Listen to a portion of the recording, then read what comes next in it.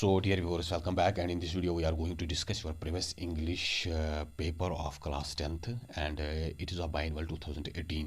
क्योंकि कुछ स्टूडेंट्स कह रहे थे कि सर आप थोड़ा बहुत जो प्रीवियस ईयर्स पेपर्स हैं उनको भी देखिए ताकि आपको एक आइडिया आ जाए कि एग्ज़ाम का जो पैटर्न है और जो क्वेश्चंस हैं वो किस टाइप के आते हैं और थोड़ी बहुत आपको इससे आसानी हो जाए जो आपकी एग्ज़ाम के लिए प्रिपरेशन है, क्योंकि मार्च में आपके एग्ज़ाम्स आने वाले हैं। तो जो पहला सेक्शन है यहाँ पे है दैट इज़ रीडिंग कॉम्प्रहेंशन, और जो मार्क्स होते हैं वो मोस्टली 100 में से होते हैं और जो आपका टाइम होता है वो 3 घंटे होता है।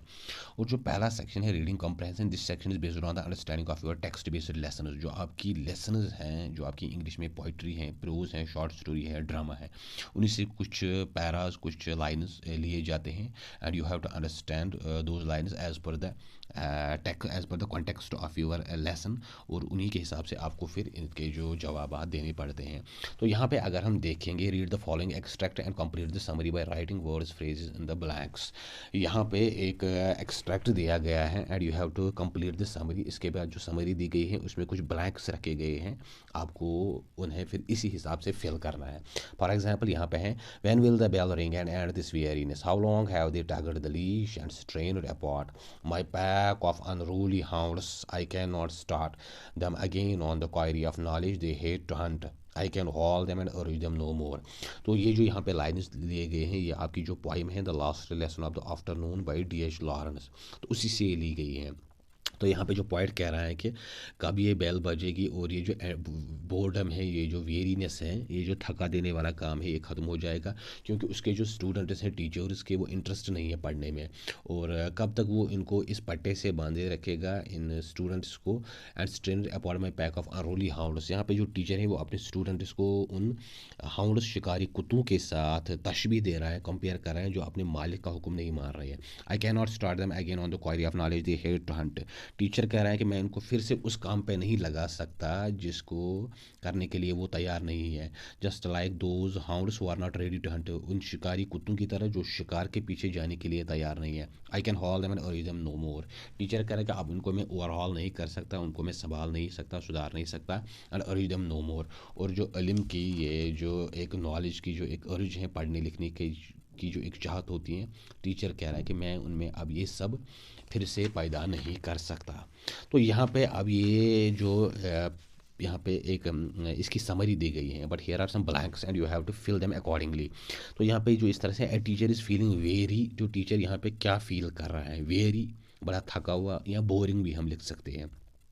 ही इज़ एक्सेसली वेटिंग फॉर, वो किस चीज़ के लिए बड़ी बेताबी से इंतज़ार कर रहा है। द बेल टू रिंग, कब ये बेल बजेगी, कब छुट्टी होगी। The teacher compares himself to a hunter, teacher यहाँ पे अपने आप को एक हंटर, एक शिकारी के साथ कंपेयर कर रहा है। And his students to the hounds, और अपने जो स्टूडेंट्स हैं उनको उन शिकारी कुत्तों के साथ कंपेयर कर रहा है। The hounds have been tagged to the leash for a long time, इन कुत्तों को काफ़ी टाइम के साथ उस लीश, उस पट्टे के साथ, उस बेल्ट के साथ बांधा गया है। And try to make them free, और वो जैसे तैसे इस पट्टे से, इस जो इनके यहाँ में इसमें लगाम लगी हुई है, इससे अपने आप को आज़ाद करना चाहते हैं। तो यहाँ पे ये जो फिर समरी दी गई है, इसमें कुछ ब्लैंक्स दिए गए हैं and you have to fill them accordingly as per the context of the passage. जो आपके इससे पहले पैसेज दिया गया है उसी के हिसाब से आपको ये जो यहाँ पे ब्लैंक्स हैं इनको फिल करना है। और यहाँ पे एक और ये दिया गया है study the given expression used by the poet and right appropriate meaning of each.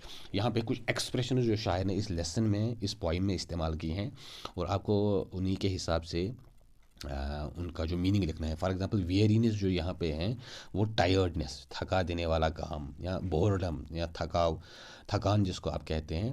Then there is tugged, tugged means pulled, खींचना। क्वायरी मीन्स इंटरेस्ट, जो शौक होता है, जो आपकी एक वो जज्बा होता है कोई काम करने का, तो उसको इंटरेस्ट से कहते हैं, या क्वायरी भी उसको कहते हैं। वेरीनेस मीन्स टायर्डनेस या boredom, tugged means pulled, and then there is query means interest. यहाँ पे आपको ऑप्शन दिए जाते हैं and you have to match them with the respective meanings, जो इनके मीनिंग बनते हैं उसी हिसाब से आपको उनको मैच करना है। Then there is read the extract below, यहाँ पे एक और एक्सट्रैक्ट दिया गया है, इक्तिबास दिया गया है, and answer the question is given at the end. और जो क्वेश्चन हैं you have to answer them, आपको फिर उनके जो आंसर्स यहाँ पे देने हैं।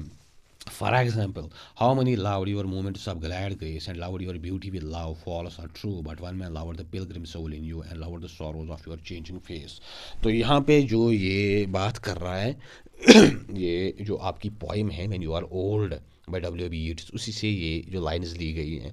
तो यहाँ पे शायर जो है वो मैडगॉन से कह रहे हैं कि how many loud your moments of glad grace, कितने सारे ऐसे होंगे जिन्होंने आपको आपकी खूबसूरती की वजह से आपको पसंद किया होगा, लव किया होगा।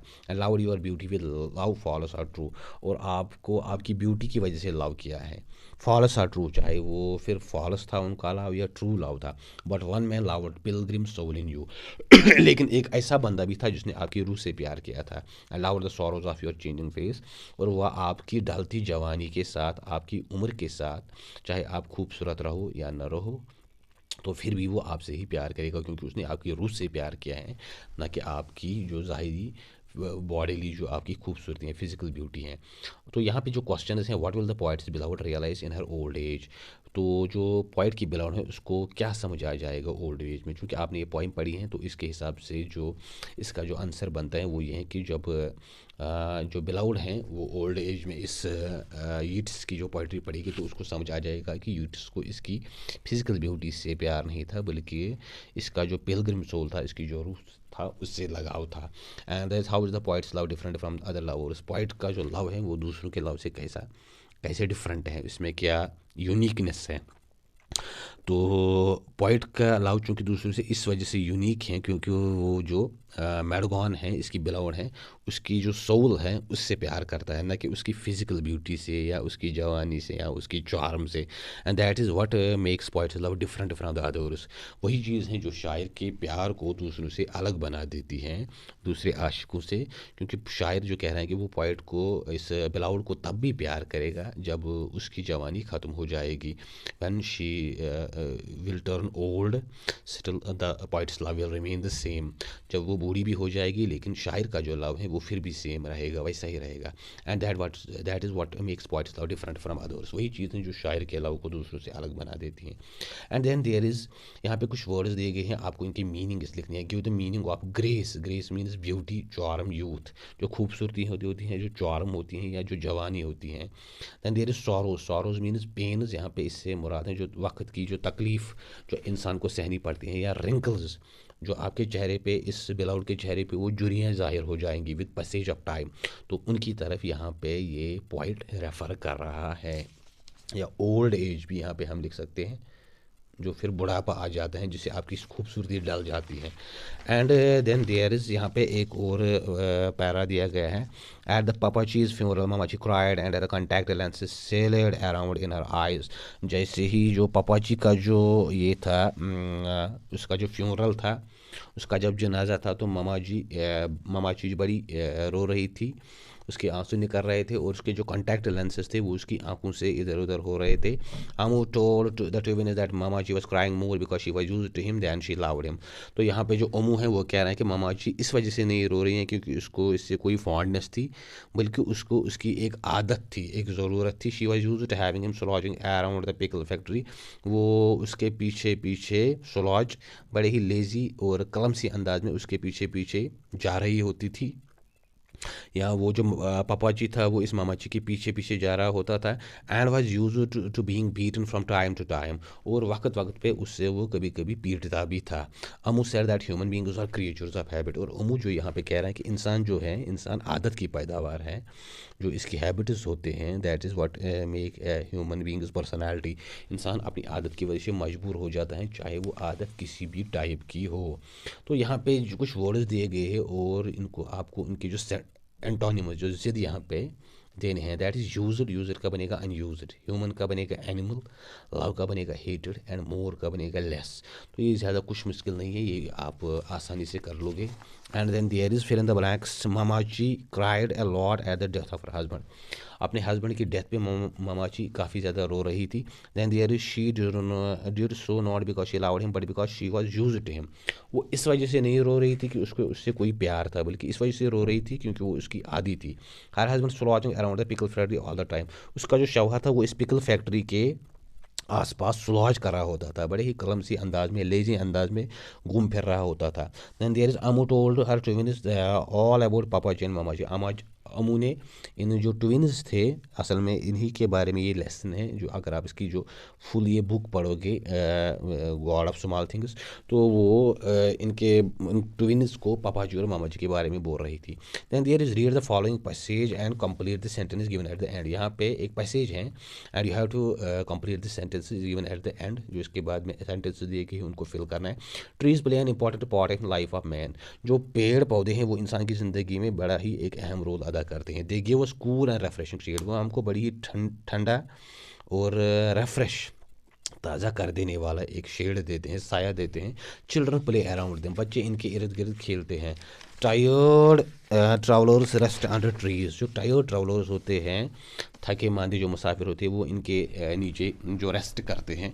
And there is trees give us fruit to eat. वो हमें जो ट्रीज़ हैं वो हमें इसके अलावा फ्रूट देते हैं, मेवा देते हैं जो हम खाते हैं। And firewood to burn. और जलाने के लिए जो लकड़ी का इस्तेमाल हम करते हैं वो भी ट्रीज से ही आती हैं। We build houses with would.